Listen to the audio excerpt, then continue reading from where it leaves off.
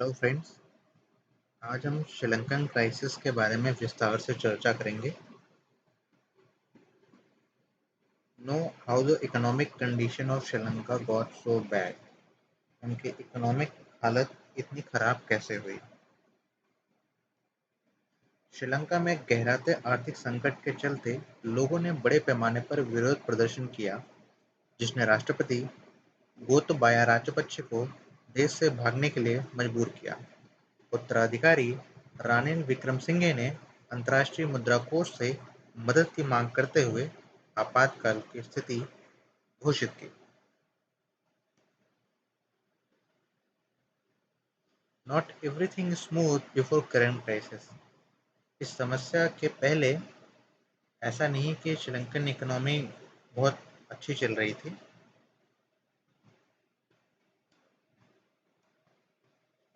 जब श्रीलंका 2009 में 26 साल के लंबे गृहयुद्ध से उबरा, तो युद्ध के बाद की उनकी जो जीडीपी वृद्धि दर थी, वो 2012 तक 8 से 9% की दर से बढ़ रही थी। हालांकि इसकी औसत जीडीपी वृद्धि दर 2013 के बाद लगभग आधी हो गई, क्योंकि वैश्विक कमोडिटी की कीमतें गिर गई थी, निर्यात धीमा हो गया और आयात बढ़ गया। युद्ध के दौरान श्रीलंका का बजट घाटा बहुत अधिक था और 2008 के वैश्विक वित्तीय संकट ने इसके विदेशी मुद्रा भंडार को लगभग समाप्त कर दिया था।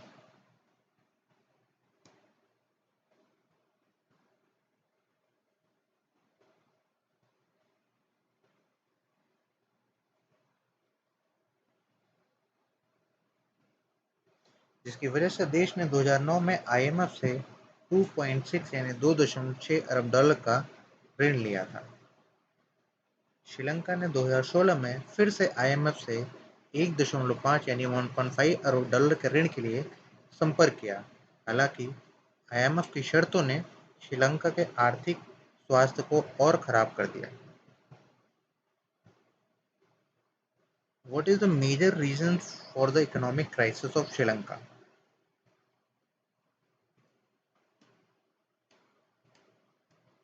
श्रीलंका के आर्थिक संकट का प्रमुख कारण क्या है?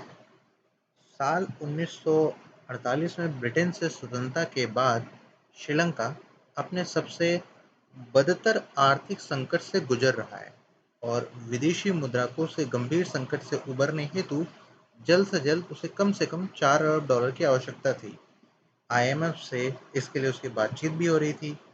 माना जा रहा है कि 70 के दशक के बाद ऐसा पहली बार हुआ कि जब स्कूल बंद कर दिए गए और लोगों को घरों के काम करने की सलाह दी गई, यानी लोगों को ये बोला गया कि आप घरों से काम करिए ताकि सप्लाई को बचाया जा सके।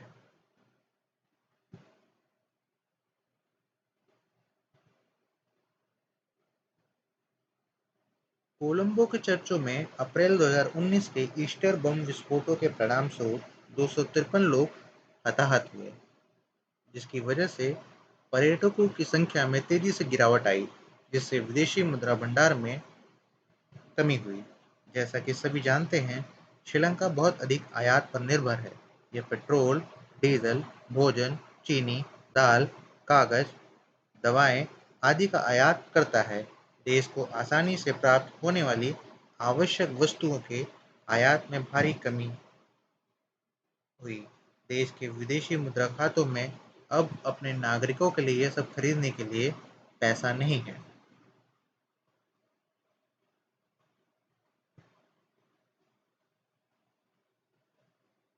संकट ऐसा है कि पेपर की किल्लत के कारण श्रीलंका को अपने छात्रों की परीक्षा आयोजित नहीं कर पा रहा है।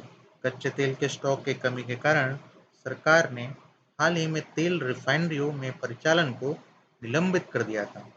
कुछ समय पहले प्रधानमंत्री महिंदा राजपक्षे ने देश के नाम अपने संबोधन में स्वीकार किया था कि वह लगभग 10 अरब डॉलर के व्यापार घाटे से जूझ रहा है।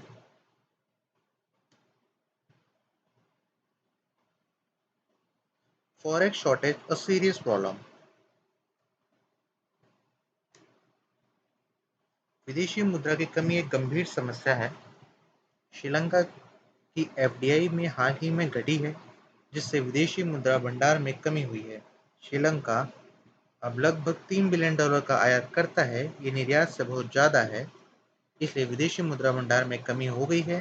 साल 2019 के अंत तक श्रीलंका के पास 7.6 यानी $7.6 बिलियन का विदेशी मुद्रा भंडार था। मार्च 2020 तक ये गिरकर $1.93 बिलियन हो गया और हाल ही में सरकार ने बताया कि अब उनके पास केवल $50 मिलियन बचे हैं।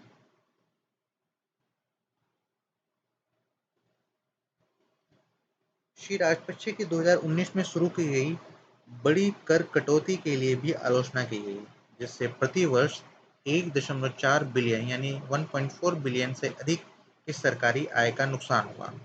साल 2021 की शुरुआत में श्रीलंका की विदेशी मुद्रा की कमी एक गंभीर समस्या बन गई, तो सरकार ने रासायनिक उर्वरकों के आयात पर प्रतिबंध लगा दिया था।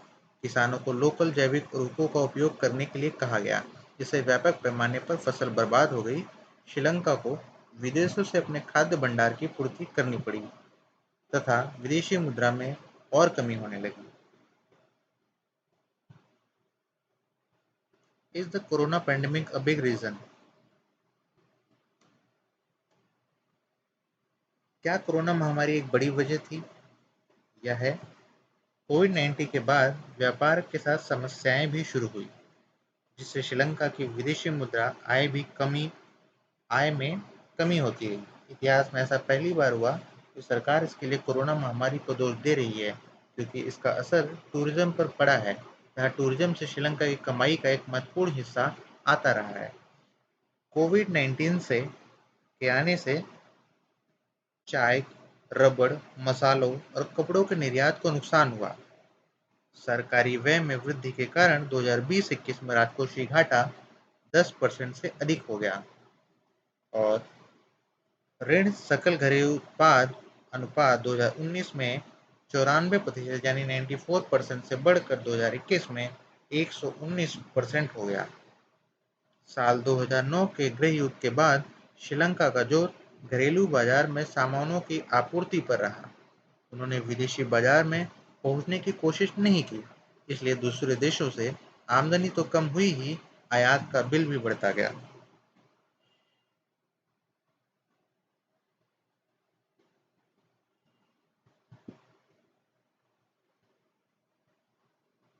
फॉरेन डेब्ट ऑन श्रीलंका।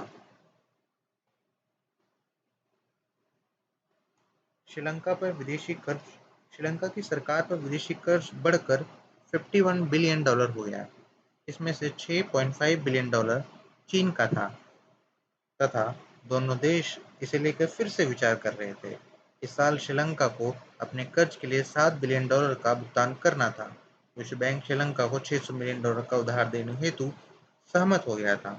भारत ने श्रीलंका को लगभग 3.8 बिलियन अमेरिकी डॉलर से अधिक की सहायता प्रदान की। प्रमुख औद्योगिक देशों के समूह G7, जिसमें Canada, France, Germany, Italy, Japan, Britain और अमेरिका शामिल हैं, उन्होंने कहा है कि वे ऋण से राहत में श्रीलंका की सहायता करेंगे। Fertiliser ban. 22 मिलियन लोगों का एक द्वीप राष्ट्र श्रीलंका भोजन के मामले में आत्मनिर्भर हुआ करता था, लेकिन राष्ट्रपति गोटबाया राजपक्षे का देश को पूरी तरह से जैविक कृषि अपनाने वाला देश बनाने का अभियान उर्वरकों और कीटनाशकों सहित सभी सिंथेटिक कृषि रसायनों पर प्रतिबंध लगाकर श्रीलंका की खाद्य सुरक्षा के लिए विनाशकारी साबित हुआ। मिट्टी की उर्वरकता को ठीक करने में सुधार के लिए और किसानों के बीच एक रहस्यमय गुर्दे की बीमारी से निपटने के लिए, जिससे अत्यधिक नाइट्रिक जोखिम से जुड़ा माना जाता है, के ऊपर प्रतिबंध पिछले साल मई में ही लगा दिया गया था। फार्मर्स ने कहा कि सरकार ने न तो जैविक खाद का उत्पादन बढ़ाया और न ही उनकी जरूरतों को पूरा करने के लिए पर्याप्त मिट्टी के पोषक तत्वों का आयात किया। परिणामस्वरूप मार्च में समाप्त होने वाले मौसम के दौरान कृषि उत्पादन में नाटकीय गिरावट आई है, जिसे स्थानीय रूप से महामौसम के रूप में जाना जाता है।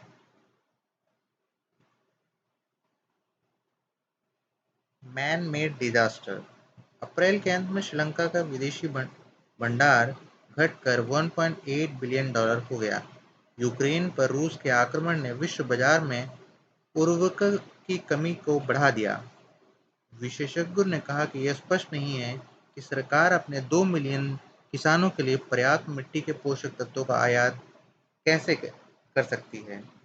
सरकार और निजी पार्टियों ने 2020 में उर्वरक आयात पर लगभग $259 मिलियन खर्च किया था।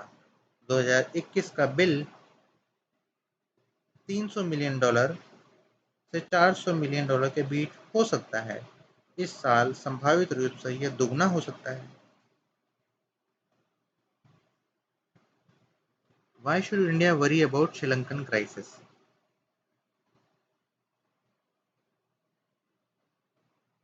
इंडिया को श्रीलंका की क्राइसिस की वजह से क्यों चिंतित होना चाहिए? भारत के कुल निर्यात में श्रीलंका की हिस्सेदारी वित्त वर्ष 2015 में 2.16 से घटकर वित्त वर्ष 22 में केवल 1.3% रह गई है।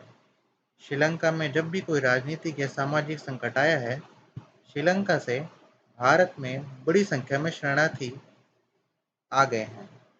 टाटा मोटर, टीवीएस मोटर जैसी ऑटोमोटिव कंपनियों ने श्रीलंका को वाहन किट का निर्यात रोक दिया है और अस्थिर विदेशी मुद्रा भंडार और ईंधन की कमी के कारण उनकी श्रीलंकाई असेंबली यूनिट में उत्पादन रोक दिया गया है।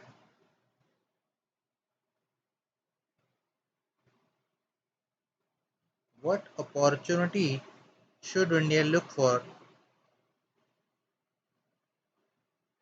इंडिया को क्या संभावनाएं देखनी चाहिए?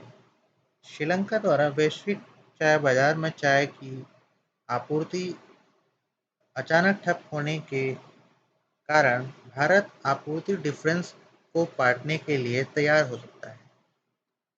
परिधान वस्त्र बाजार। यूनाइटेड किंगडम, यूरोपीय संघ और लैटिन अमेरिका देशों से कई परिधान ऑर्डर अब भारत में भेजे जा रहे हैं। तमिलनाडु में कपड़ा उद्योग के केंद्र तिरुपुर में कंपनियों को कई ऑर्डर दिए गए हैं। Why should India assist in helping Sri Lanka? India को श्रीलंका क्यों मदद करनी चाहिए? श्रीलंका भारत के लिए रणनीतिक रूप से महत्वपूर्ण भागीदार रहा है। भारत इस अवसर का उपयोग श्रीलंका के साथ अपने राजनयिक संबंधों को संतुलित करने के लिए कर सकता है, जो चीन के साथ श्रीलंका के निकटता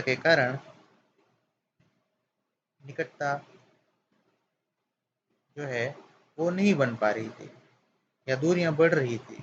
श्रीलंका और चीन के बीच मतभेद उर्वरक को लेकर काफी बढ़ गई थी। श्रीलंका के अनुरोध पर भारत के उर्वरक वितरण को द्विपक्षीय संबंधों में सकारात्मक विकास के रूप में देखा जा रहा है। अगर आपको ये वीडियो पसंद आया हो तो कृपया इस चैनल को सब्सक्राइब करें। धन्यवाद।